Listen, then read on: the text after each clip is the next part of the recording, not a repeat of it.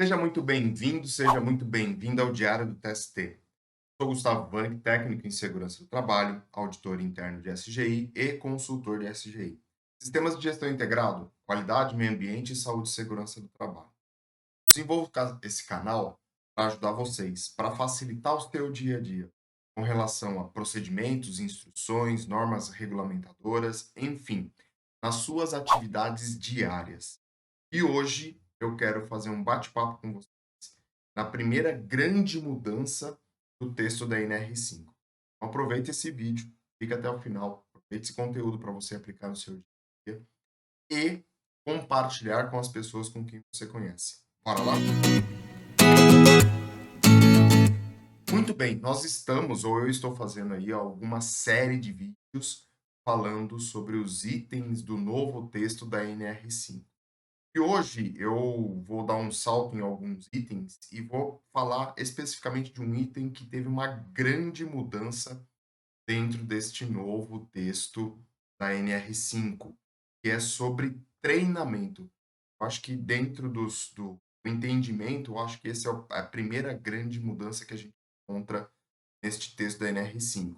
Então vocês vão ver que aí eu falei um pouquinho do começo do texto da NR5, do novo texto, depois eu falei um pouquinho do item 5.4, inclusive tem vídeo aqui no canal, aproveita para você assistir. Aliás, vou deixar o card aqui em cima para que você possa acompanhar.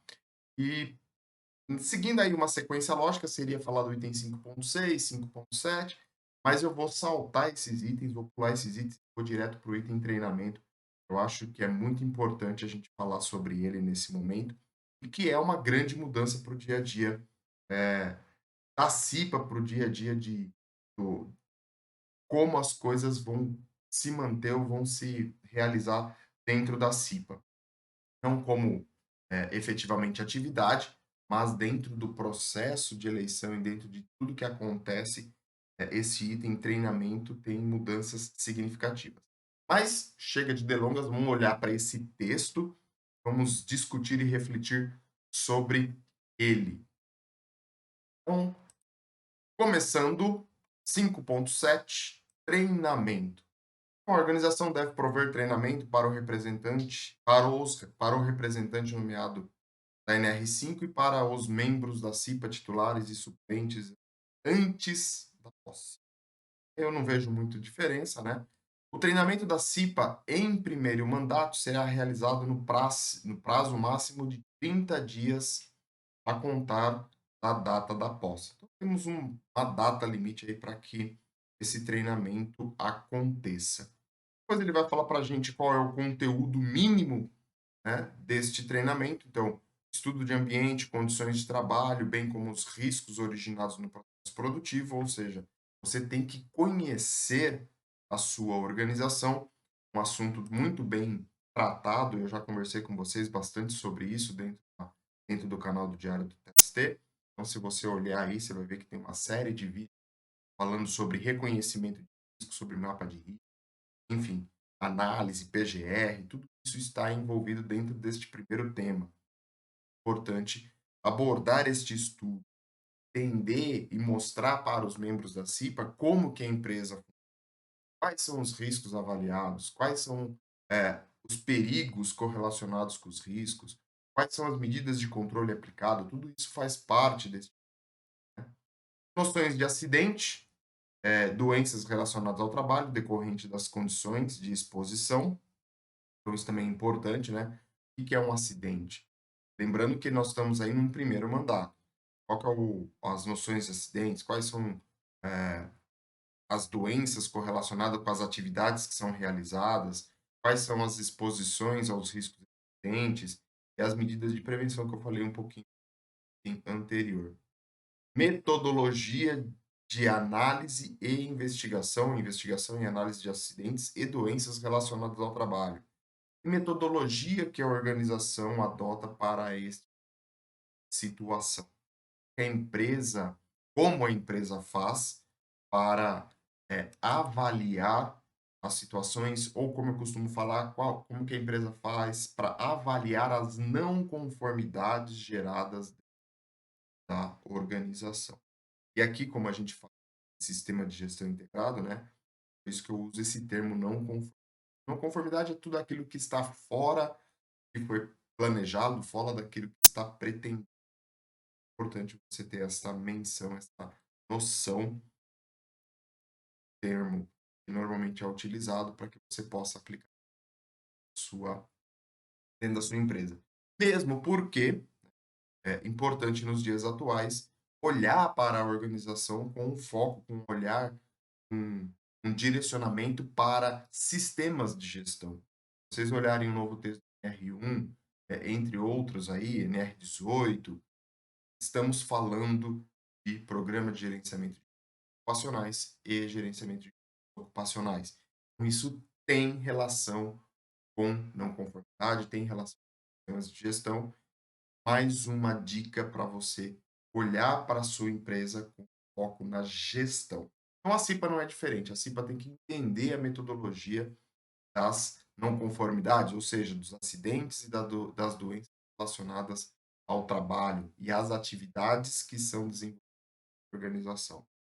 Esse treinamento tem que ser, né? Não dá para ser um treinamento genérico. Você vai ter conteúdo, você vai falar de maneira mais abrangente, o que é acidente, o que é incidente, o que é uma doença ocupacional, mas ao mesmo tempo você também tem que colocar a sua particularidade, ou seja, como é a realidade da sua organização. O treinamento da CIPA tem que ser algo focado, tem que ser algo personalizado para a empresa, para a realidade da organização. Então é muito importante ter isso em mente. Vou montar um treinamento de CIPA, vou pegar assuntos abrangentes, vou falar sobre conceitos, mas ao mesmo tempo eu vou colocar a realidade deste treinamento.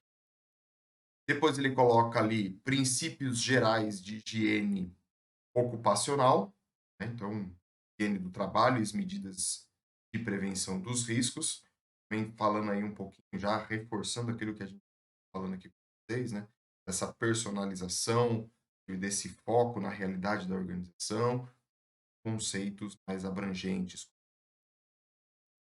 Noções sobre legislação trabalhista e previdenciária relativa à segurança e à saúde do trabalho.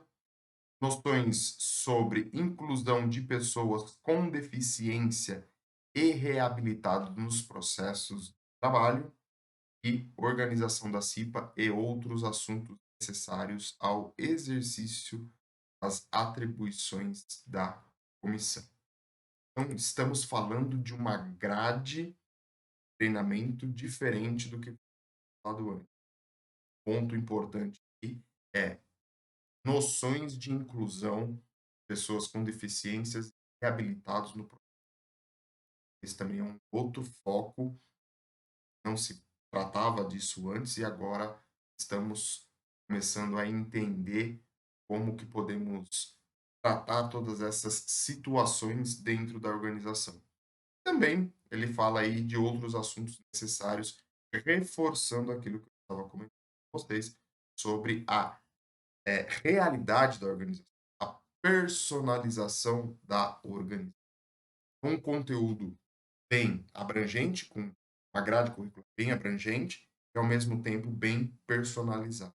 Quando você montar o seu treinamento, pense nos conteúdos, em didáticas e também pense em personalizar, trazer a realidade da organização para dentro do treinamento, porque isso vai fazer com que a comissão interna de prevenção esteja mais ligada à realidade da organização e ela consiga enxergar realmente aquilo que acontece dentro da empresa e o que, que ela pode ajudar para a prevenção e para a redução dos, dos acidentes, dos incidentes, das doenças e de situações onde ela possa melhorar. Esse é a grande questão da comissão, né?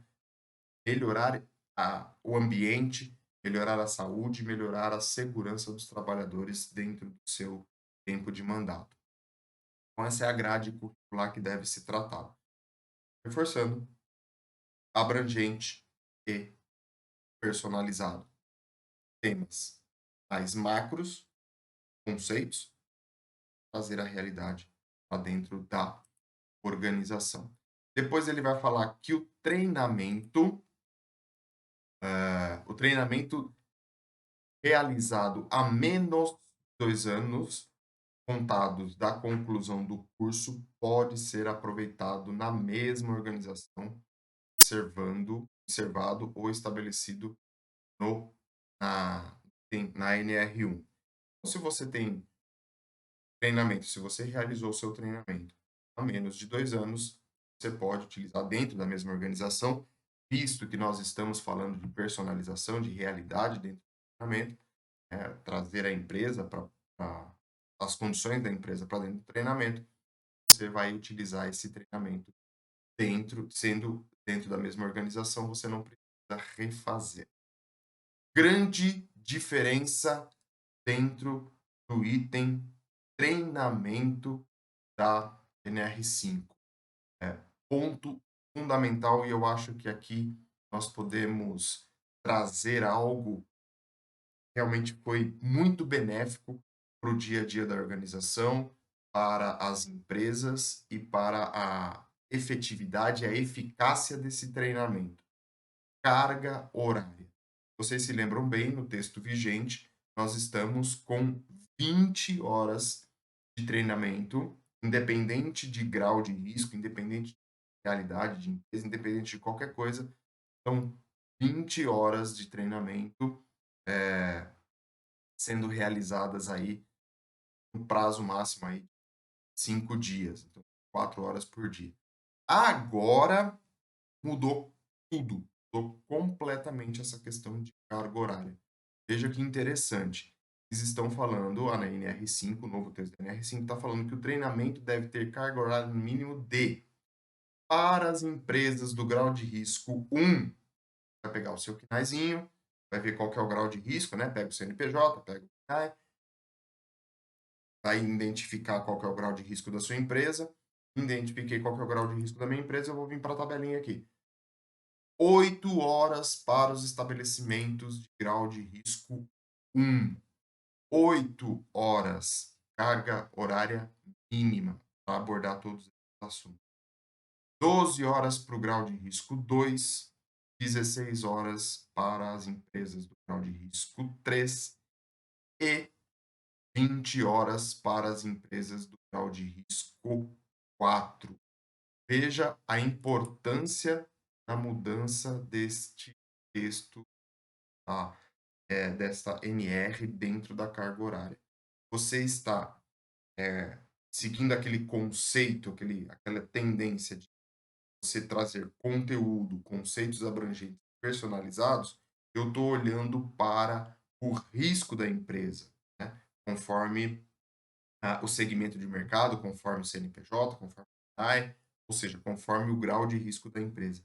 Estou diferenciando empresas onde o grau de risco é menor, eu tenho uma menor probabilidade de acidentes e doenças, eu vou destinar uma carga horária de treinamento para a comissão interna menor. As empresas que têm um grau de risco maior, ou seja, elas adoecem mais, elas causam mais acidentes, ou têm o risco de trazer mais acidentes, causar mais acidentes, mais doenças, eu vou dispensar, eu vou montar uma carga horária de treinamento. Isso é muito importante para a comissão interna de prevenção. Reforçando aquilo que eu estava conversando com vocês no conteúdo, na grade curricular deste curso, deste treinamento. Então, personalizando aqui, entra mais ainda, né? Você vai trazer assuntos da sua realidade e você vai trabalhar o tempo conforme o grau de risco. Isso é importantíssimo. Facilita muito para as organizações. Você tem essa diferença entre grau de risco, tendo essa diferença, você vai diferenciar também o tempo que você vai realizar esse treino, né? Recapitulando, grau de risco menor, tempo menor de treinamento. Grau de risco maior, mais tempo de treinamento. Eu acho que é importante você dedicar esse tempo para as empresas que, de uma certa forma, geram mais doenças, causam mais acidentes, ou tem dentro do processo. Não é que as empresas causam, né? Vamos corrigir aqui. A questão não é que a empresa adoece mais ou acidenta mais, a questão não é essa. É que o grau de risco, o segmento onde a sua empresa está atuando, ela tem uma probabilidade maior de acontecer acidente devido ao processo, doenças, enfim. Então você precisa ter uma atenção maior quando você está trabalhando numa empresa. O grau de risco é 3 ou 4, por exemplo. Uma mudança importante, eu acho que isso é fundamental para a empresa, dar uma flexibilidade para a comissão interna, deixa a comissão interna de prevenção de acidentes mais dinâmica, você consegue aí ter uma maleabilidade dentro desse treinamento e não fica aquele negócio fechado, né? Não tem que ser 20 horas durante, não. Precisa, nós tem uma carga horária mais flexível, lógico, conforme o seu grau de risco, daí falou aí. Depois ele vai trazer para a gente que a carga horária de treinamento deve ser distribuída em no máximo 8 horas diárias. Então, seguindo aí a jornada de trabalho do colaborador, do trabalhador, 8 horas mínimo. Então, posso fazer 4 dias de 8 horas, por exemplo, se sua empresa for uma empresa de grau de risco 4, e aí você vai ter 20 horas, faço 4 dias de 8, tá? Tudo resolvido. Para outra situação, ela coloca: para a modalidade presencial, deve ser observada a seguinte carga horária mínima no treinamento.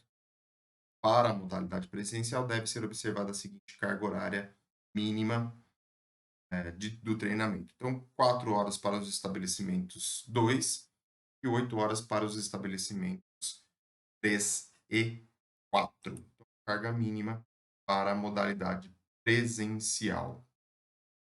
Então, são essas situações que a gente tem. Depois, ele vai trazer aqui para a gente carga horária do treinamento dos estabelecimentos de grau 1 e do representante nomeado da NR5 deve ser realizada integralmente, podem ser realizadas integralmente na modalidade de ensino à distância ou semipresencial, nos termos da NR1. Outra coisa, também vem maleabilizar ou flexibilizar a questão do treinamento representante nomeado da NR5 e que você pode trazer aí para essa para esse novo conceito de treinamento, né, onde a gente tem os conceitos remotos, os treinamentos, conceitos não, os treinamentos remotos ou semipresencial, você vai ter aí uma parte feita online, uma parte mais prática, mais presencial, então tem toda essa mudança dentro deste item da NR, adequando a nossa realidade, né? Passamos e estamos passando por algum tempo de pandemia, onde esse treinamento, onde os conceitos, as reuniões e os trabalhos se tornaram mais digitais, e aí você teve uma eficácia no desenvolvimento dessas atividades, trazendo também para a realidade da segurança do trabalho, dos treinamentos. Por que não aplicar ensino à distância ou semipresencial por conta desses treinamentos, pensando na efetividade, na flexibilidade, na facilidade que a gente tem em relação aos treinamentos. Lógico, seguindo aí a NR1. O treinamento realizado integralmente na modalidade de ensino à distância deve contemplar os riscos específicos dos estabelecimentos do item 572 que a gente já falou por aqui. E o integrante do SESMIT fica dispensado do treinamento da CIPA. Então, um, qualquer profissional que faz composição do SESMIT, seja auxiliar técnico, técnico de segurança, médico, enfermeiro da segurança do trabalho, engenheiro de segurança do trabalho, ele fica dispensado do treinamento da CIPA, uma vez que dentro da grade curricular da, desses cursos, desses treinamentos, dessa profissionalização, você já tem esse tema abordado dentro deste treinamento, dentro da carga, dentro desse ensino. Então, o técnico já tem este tema tratado, o engenheiro já tem, o médico do trabalho, o enfermeiro, enfim. modalidades e todos eles passam pela NR5 dentro do seu estudo. Fica dispensado aí a questão do treinamento para os membros da CIPA.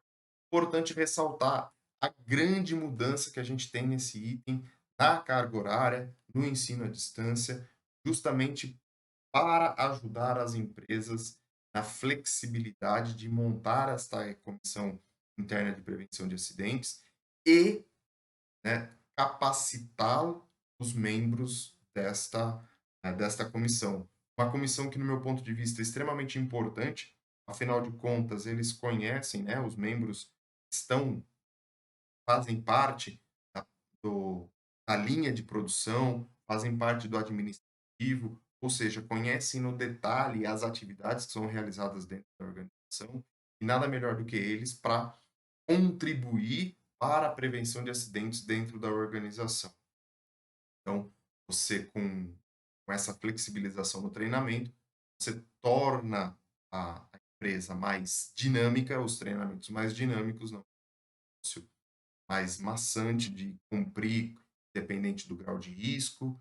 Se você já assistiu, você já fez o treinamento de CIPA 2, 3 vezes, você vai rever e é sempre a mesma carga horária. Com isso, você consegue dinamizar isso, fazer isso mais claro, mais fácil, mais tranquilo, no meu ponto de vista, para a empresa. E aí, quem vai ministrar esse treinamento consegue aí ter a flexibilidade de tratar de assuntos da realidade da organização. Então, não vou simplesmente tratar de conteúdo abrangente, conteúdo de conceito, e aí aplicar sem entender, sem fazer uma conexão com a realidade. Como eu falei, né, nesse vídeo, a gente estava falando lá na parte de grade curricular e reforçando isso para vocês, eu consigo trazer o conceito e aplicar esse conceito dentro da realidade da organização. Isso que é importante.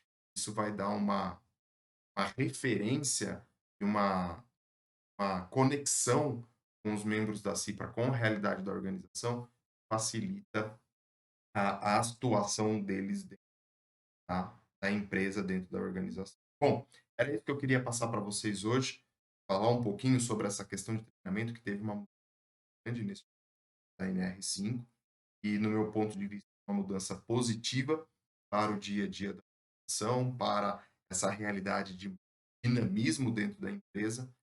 Com isso, nós conseguimos fazer com que a segurança do trabalho seja algo mais benéfico para a organização.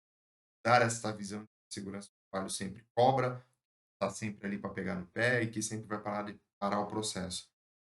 Pensando no gerenciamento de risco, pensando na gestão da segurança do trabalho, pensando nessas mudanças que estão acontecendo, a segurança do trabalho começa a se tornar algo mais dinâmico, ou deve começar a ser algo mais dinâmico, mais relevante para a organização, visto a preocupação que se tem com aquilo que acontece dentro da organização e sendo transmitido isso para os membros, para os trabalhadores e, no caso, para os internos de acidentes.